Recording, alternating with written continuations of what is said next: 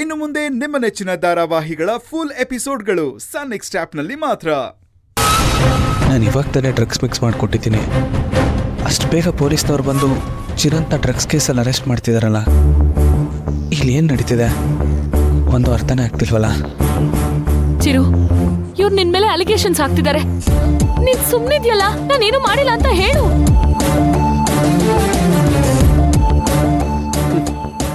ಅವರು ತಪ್ಪು ಮಾಡಿದ್ದಾರೆ ಮೇಡಮ್, ಅದಕ್ಕೆ ಏನೂ ಉತ್ತರ ಕೊಡ್ತಾ ಇಲ್ಲ.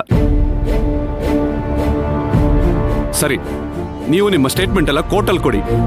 ಮಿಸ್ಟರ್ ಚಿರಣ್, ಈಗ ನೀವು ನಮ್ಮ ಜೊತೆ ಬನ್ನಿ.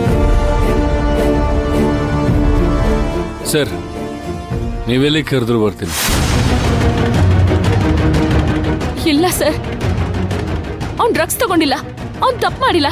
ನೀವು ಸುಮ್ಮನೆ ಯಾಕೆ ಅವ್ನ ಅರೆಸ್ಟ್ ಮಾಡ್ತಿದ್ದೀರಾ? ಮೇಡಮ್, ಯಾರು ನೀವು? ಇವ್ರಿಗೂ ನಿಮ್ಗೂ ಏನ್ ಸಂಬಂಧ? ನೋಡಿ, ಸುಮ್ಮನೆ ಸಂಬಂಧ ಪಡೆದೇ ಇರೋ ವಿಷಯದಲ್ಲಿ ನೀವು ತಲೆ ಹಾಕ್ಬಿಡಿ. ಸರ್, ದಯವಿಟ್ಟು ಹೀಗೆಲ್ಲ ಹೇಳ್ಬಿಡಿ ಸರ್. ಚಿರಂತ್ ಅವರು ಫ್ರಾಡ್ ಅಲ್ಲ. ಅಷ್ಟಕ್ಕೂ ಚಿರಂತ್ ಅವರು ತಪ್ಪು ಮಾಡಿದಾರಂತ ಹೇಳೋದಕ್ಕೆ ನಿಮ್ಮ ಹತ್ರ ಏನ್ ಪ್ರೂಫ್ ಇದೆ?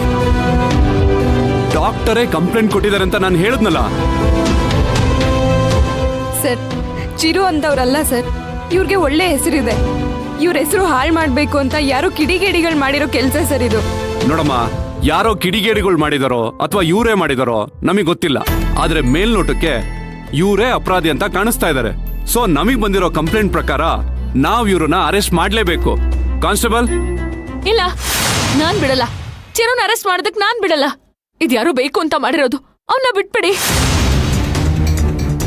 ಸರ್. ನಿಮಗೆ ಇವನ್ ಬಗ್ಗೆ ಗೊತ್ತಿಲ್ಲ. ನಾನು ಇವನ್ನ ಚಿಕ್ಕ ವಯಸ್ಸಿನ ನೋಡ್ಕೊಂಡು ಬಂದಿದ್ದೀನಿ. ಇವನ್ ಬಾಕ್ಸರ್ ಆಗೋದಕ್ಕೆ ಎಷ್ಟು ಕಷ್ಟಪಟ್ಟಿದ್ದಾನೆ ಗೊತ್ತಾ?